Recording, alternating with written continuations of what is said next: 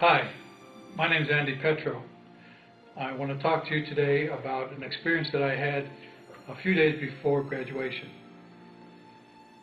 We went to a senior class picnic just prior to graduation, and in that picnic event, during that picnic event, I was swimming out to a raft by myself, got cramps, I drowned, I died, I went into the light, and then I came back again. What I'd like to describe to you is the process of dying.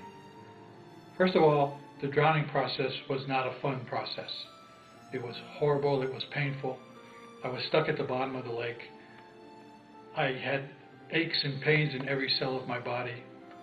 I didn't know what else to do. I was screaming internally for one breath of air.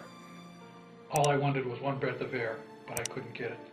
And then a voice inside of my head said to me, Andy, called me Andy, it said, Andy, you need a rest, just for a moment. And I said to the voice, no, I don't think I want to rest. I have to get up for the air. And in trying to get up, I found that I was stuck in the mud. My hands were stuck in the mud, I couldn't pull them out, and I'm imprisoned. And then the voice said to me again, Andy, you can continue the struggle, but you want to rest for just one moment. And so I said to the voice, okay, all right, I'll give it a rest for just a minute and then I'm going to continue. I'll let go. And as soon as the word go formed in my mind, I was pulled out of my body. And all of a sudden, I looked down and I could see my body stuck in the mud.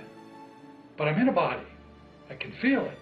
No longer am I cold and freezing and stuck in the mud, but I'm warm. And I'm filled with a love and a peace that I cannot explain.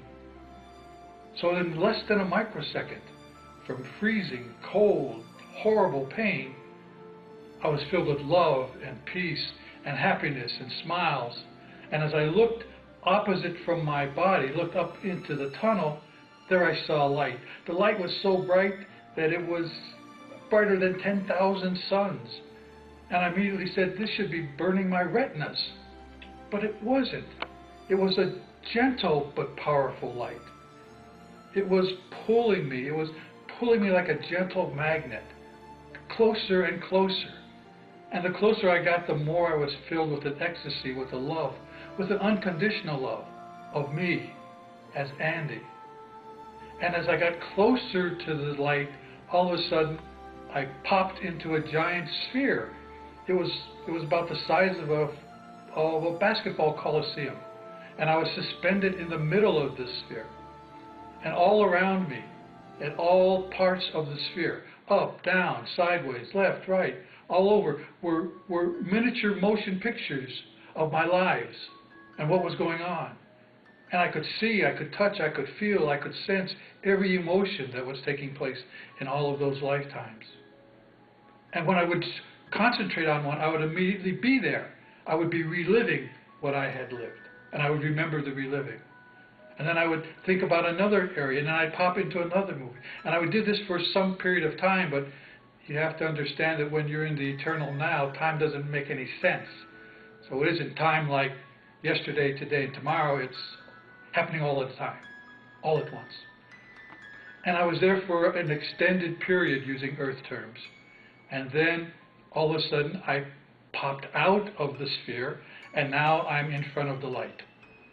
And the light is so warm and so glowing and so forgiving. And the light had no judgment. There was no condemnation. There was no blaming, no shame. There was nothing but love and acceptance. And the light was viewing me. The light knew everything that I ever thought, did, or will do. It knew everything. And the light welcomed me. And the light said, Andy, don't be afraid. And I was impressed. I mean, the light knew me and called me by my name, called me Andy. Oh, that was pretty good. And then the light said, Andy, I love you. And then the light said, Andy, we love you.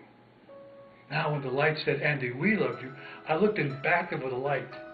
And the light was a huge, giant form that I've never seen on earth, and I cannot describe, but I recognize it.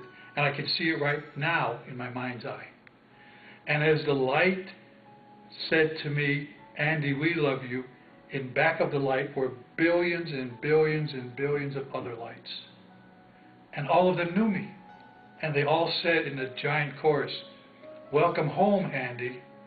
And I said out loud, I'm home.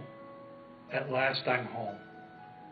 And the light welcomed me. The light absorbed me into the light. So I was part of the light. And once I was in the light, I knew everything the light knew. I knew all about the universe. I knew everything about flowers, about plants, about asteroids, about suns, about novas, everything. I didn't have a question for the light. Why? Because I knew all the answers. I had nothing to ask. And we laughed and we played. And by the way, the light has a fantastic sense of humor. We would view some of the really silly things that I did in my lifetime, and we'd be laughing at how serious I took them. Because life down here is an illusion. It's a game. Don't take it so serious. The life has a wonderful sense of humor. And we're laughing and we're talking and we're just having a great time. And then the light says to me, Andy, you have to go back. Now, I'm not going back. I said to the light, I don't think so.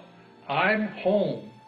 I'm staying. And then the light said to me for the second time, Andy, you're going back. And I said, no, you don't understand. I don't want to go back into that body. I don't want to go back on earth. I'm home here in the light. And then the light said for the third time, Andy, you're going back.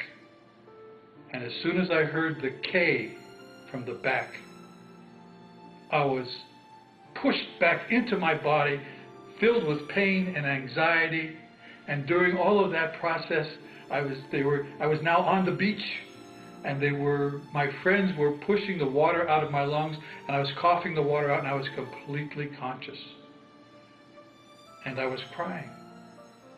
And all of my classmates thought I was crying from the pain of drowning. But I was crying because I was no longer in the light. I was back in my body. I was back on earth. I wanted to be in the light.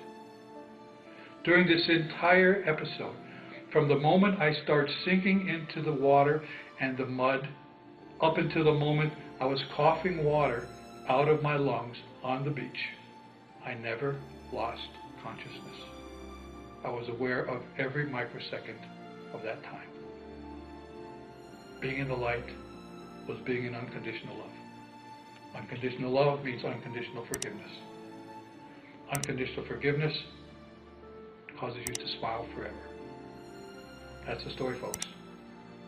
That's what it feels like to die and come back again.